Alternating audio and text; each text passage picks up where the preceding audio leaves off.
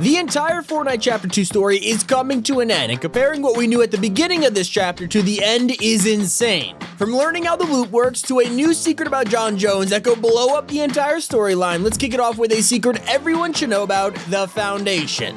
One of the most important parts of the whole storyline is the existence of something called snapshots, and we were only introduced to them at the beginning of the year, but it explained practically everything we didn't know about how Fortnite works. Basically, the loop is how the Fortnite island resets itself and everyone on it every 22 minutes, and it's controlled by the imagined order and makes everyone fight each other in kind of like a battle royale. But it turns out this also results in something called a snapshot, and essentially the loop is not designed for people to escape it, so when someone is trapped in the loop escapes or even just leaves it, then it actually creates a clone of them and puts that in the loop instead. A great example of this is Agent Jones. He was an employee of the imagined order, and whenever he went to do his work and entered the loop, he'd eventually leave the loop to go back home and would create a new snapshot. And so because of this, there are tons of people on the island that look exactly like Jon Jones, except they're all wearing different outfits and stuff. We even have an explanation for this one now. On a lot of missions, the islanders might actually remember Jon Jones, so to remain undercover, he would enter the loop with random costumes like a dinosaur outfit and a lot more. And then the loop would create a snapshot of him after he leaves the loop, and ta-da, you have the wreck skin.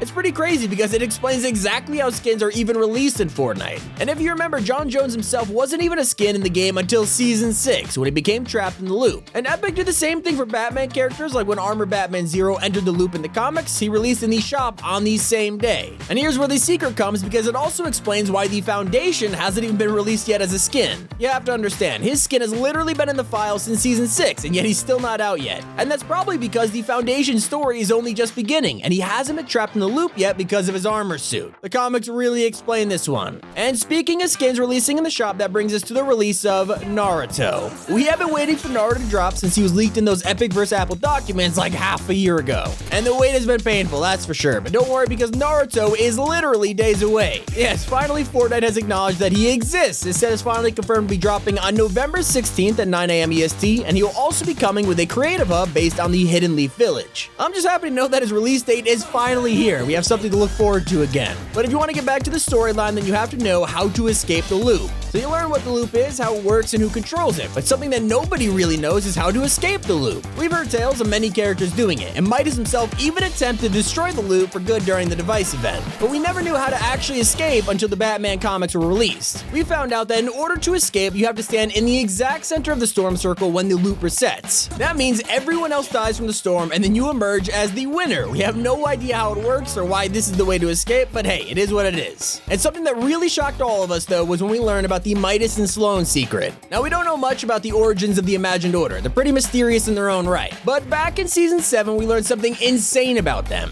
If you went to Corny Complex and located Sloan's temporary office inside of the IO base, you could find some very interesting pictures on the wall. And one of these pictures was an old photo of Sloan as a teenager, writing formulas onto a chalkboard in front of her class. And if you look into the audience, you could actually spot a very familiar face. Of course, it is Midas himself. Now, this blew all of our minds at the time, because not only did it reveal how Midas knew about the loop and how to destroy it, but it also shows that he knew Sloan personally and might have been in the same class as her. Whether this is the Imagined Order's Academy and Midas was an ex-employee, that's in the air, but it is a huge secret. And something that we just learned about was the Spirit World secret. Recently, something's been revealed that explains not only the story of Dark Jonesy, but also explains Raz and even has a connection to the Cube Queen herself, and that is the existence of a Spirit World in Fortnite. Yeah, this season, a new challenge story has become available around Dark Jonesy, and it turns out he is a snapshot of Jon Jones who is actually corrupted by the dark energy of the cubes. And in his challenges, he tells you that the Imagined Order are in possession of scrolls that have information on something called a spirit vessel. Once you find one of these scrolls, it leads you to the spirit vessel's location, but because it's an artifact that's not of this world, you have to use it using a shadow stone.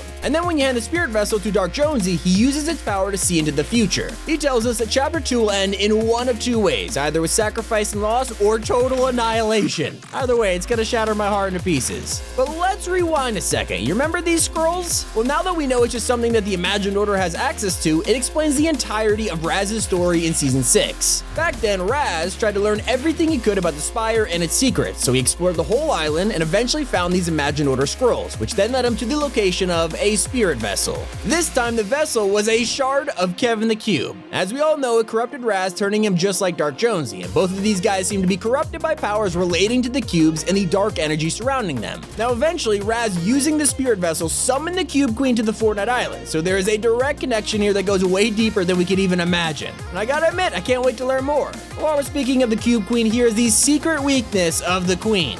Everyone thinks that the Cube Queen is extremely powerful and that there's practically no shot at defeating her. I mean, yeah, her army of cubes is getting bigger by the day, and she definitely is not gonna give up until we're all completely annihilated, but that doesn't mean the Queen is without weakness. In fact, we've figured out exactly why she is so set on corrupting the whole island. Instead of simply killing us with all the cubes, it looks like she actually can, until the entire island becomes the Sideways. Right now, the Queen can only open small portals around the map to the Sideways, and that's working to hold the IO off for now. But over at the Convergence, the Queen and the cubes are getting bigger and bigger, and inside of her corruption bubble, she's gearing up to put her evil plan in motion. Eventually, she'll shoot a rift in the sky and actually turn the entire map into the Sideways. And you might be asking why. Well, the cube monsters and the caretakers that she's bringing in from her homeworld actually can't survive on the regular island. You'll notice that if you try to lure one out of the Sideways, or with how a caretaker drags you into the Sideways when fighting you, that means without that Sideways bubble, there is no army. And there is the Queen's weakness exposed. I can't help but wonder how the Imagined Order will take advantage of that in the meantime, but while we're here, let's tell you about the origin of the 0 Point. One of the weirdest and most mysterious parts of the entire storyline has been the 0 Point. Over the last few years, we've learned more and more information about this thing through comics, Donald Mustard, hints from characters, I mean, you get the point. In fact, the mystery of the 0 Point has been going on for longer than we first ever thought. I mean, this thing has been teased since the rocket launch when the Visitor mentions it during the live event. But despite knowing about it since all the way back then, we still didn't know where the heck this thing even came from.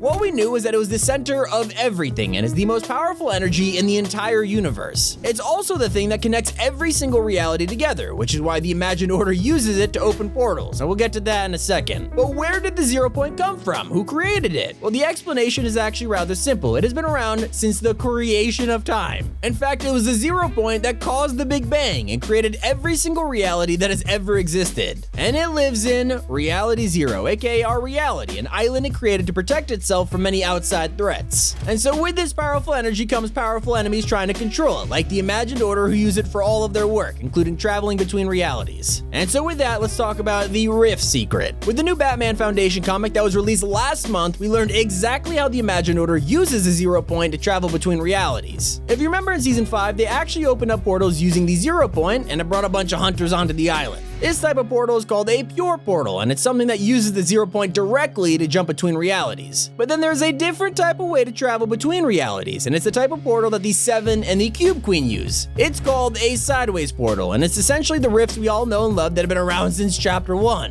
The gun Jon Jones uses in Season 5, Sideways portal. And the rifts that the Cube Queen uses to summon her army. You guessed it, also a Sideways portal. I will say this though, not to be confused with these Sideways bubbles on the map right now, completely different thing. And now that you know about how the IO works, let's talk about the biggest secret of all about them and their leader, Geno. If you remember the trailer for Season 6, you might recall that the Foundation agreed to work with Jon Jones so that it could be led to a mysterious group of people known only as Geno and the Sisters. Anyway, Geno has already been revealed and no one is talking about it. You see, back in Corny Complex, where we already saw the picture of Sloane and Midas, we could then find Sloane as a young adult shaking the hand of a mysterious man. We didn't know who he was and assumed he could be Geno until the new Batman comic confirmed it. The Foundation states that the 0 Point is in the hands of Geno, and right now we know that the 0 Point is being controlled by the IO. Therefore, Geno owns the Imagined Order and is almost definitely the man in this photo. But that's not even the biggest secret, because there is something that I'm itching to know. It's possible that Geno is actually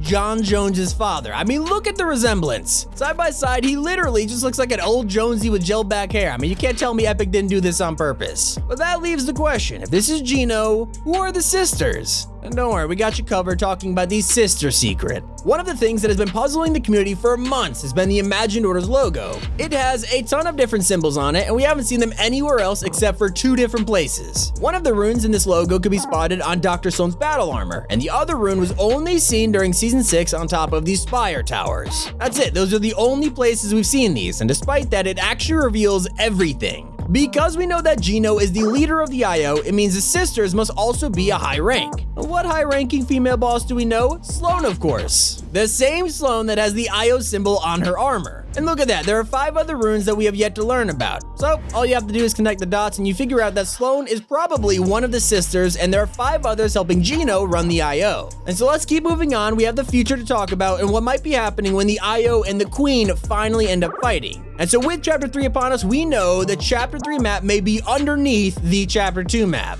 Yes, everything's adding up to tell us that the Chapter 3 map is actually not going to be a new reformatted island like Chapter 2, but instead it is underneath this island. If you've been up to date on the Chapter 3 rumors, you probably heard the fact that YouTubers like Tabor Hill or Cypher PK have teased that the next season is Chapter 3, and then ended their videos with "catch you on the flip side." And then Tabor Hill went even further and made a whole video quote-unquote theorizing that the Chapter 3 map will be below the current island. Not to mention, Donald Mustard updated his Twitter banner a couple days ago to a really mysterious image that shows the 0 point inside of an IO base underneath the map. I mean, Tabor is literally known for leaking stuff, and I doubt he'd make a theory video if he didn't know he was gonna be right. And so with the Chapter 3 map, we might actually get the Grotto back.